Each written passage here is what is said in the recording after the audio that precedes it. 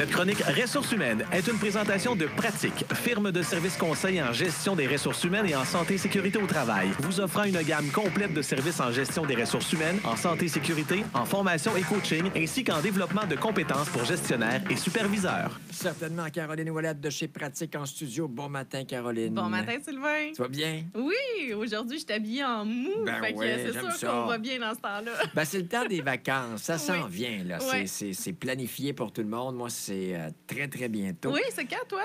Il me reste une semaine. La semaine prochaine, une puis j'en prends une semaine. en partant. Est-ce que c'est une plus petite en difficile partant. la semaine avant de partir, de travailler? C'est plus le fun, je te C'est plus dirais. le fun, C'est plus le ok, fun. plus Mais tu léger. disais que là, c'est un bon temps. Là. On commence à le sentir que des gens ont besoin de vacances. Oui, en plus, aujourd'hui, il fait gris comme Ouais, température. toute la semaine, quasiment. Oui, Ouais, ouais. mais on sent vraiment beaucoup de tension dans les entreprises, entre les équipes, entre les individus. Honnêtement, nous, on se promène beaucoup dans les entreprises.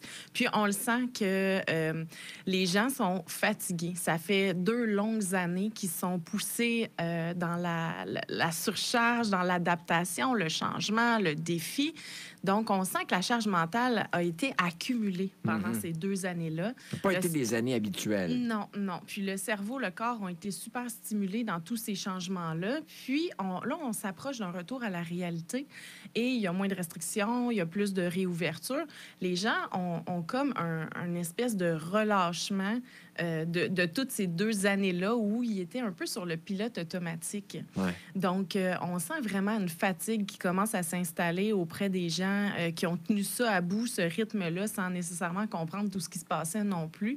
Donc, c'est vraiment important de prendre le temps de se ressourcer présentement pour être capable, après ça, de se relancer. Fait que les gens ont été en mode survie, en mode pilote automatique pendant presque 2 ans. Ouais. À essayer de découvrir des nouvelles affaires. On a été aussi bombardés par la technologie, les nouvelles façons de faire. Puis, cette fatigue-là se fait vraiment sentir. Puis, en plus, là, le beau temps arrive. Donc, les gens ont le goût de rêver, de prendre soin d'eux, puis d'être un peu plus lousses, comme on dirait. Puis, pour suivre cette vague-là, au lieu de dire une vague de COVID, maintenant, je dirais une vague d'horaire d'été. Fait que ça, c'est ce que j'aimerais apporter aujourd'hui comme sujet complémentaire, c'est qu'on tombe dans la période là, du choix des horaires d'été ou du désir pour l'employeur de mettre en place un horaire d'été s'il n'en a jamais mis.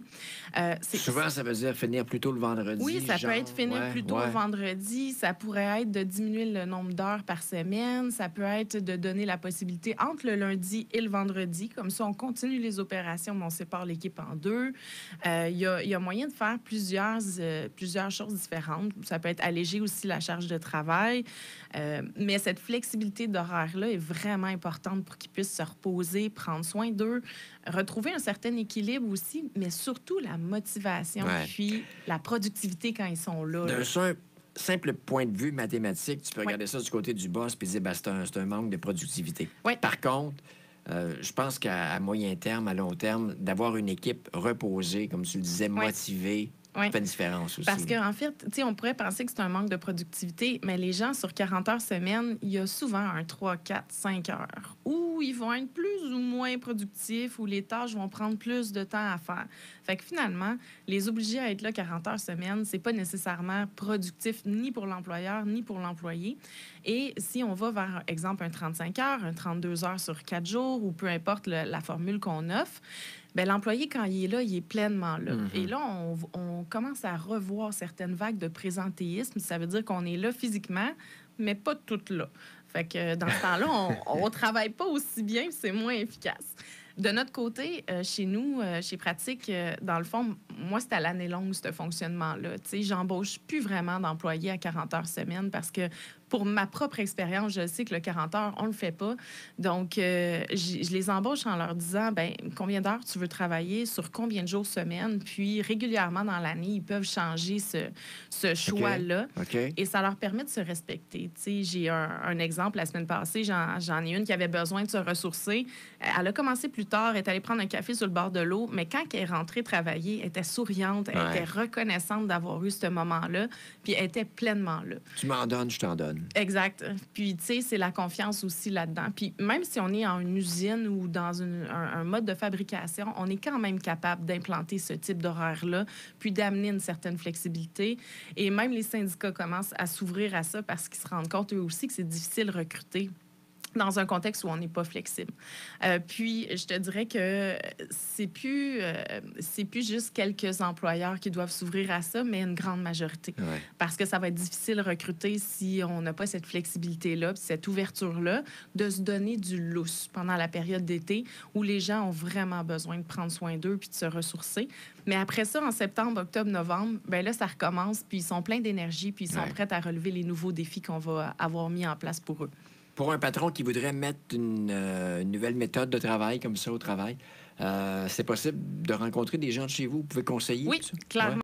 On peut les aider à structurer une façon de faire, à sortir des sentiers battus, à voir aussi comment faire la demande, la gérer, puis être sûr que par la suite, ça va être fonctionnel aussi au niveau opérationnel.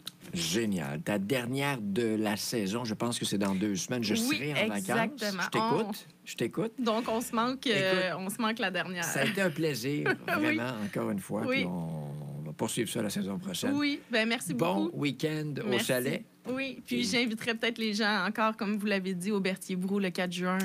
Étant vice-présidente de la Chambre de commerce, je pense que c'est important. On va se voir là? Oui, on a au moins 12 brasseurs déjà. Là, ça va être une belle activité, fait que j'invite tout le monde à venir prendre soin d'eux. On se croise là, c'est certain. Merci. Bye-bye. Bye. Passion, rigueur, authenticité, travail d'équipe, innovation et qualité. Pratique. Votre firme RH dans Lanaudière. Plus d'informations, pratique.ca. Suivez-nous sur Facebook. Fan de McDo, prépare-toi à être gâté. La Dash Pass de DoorDash est la seule à t'offrir 0 $ de frais de livraison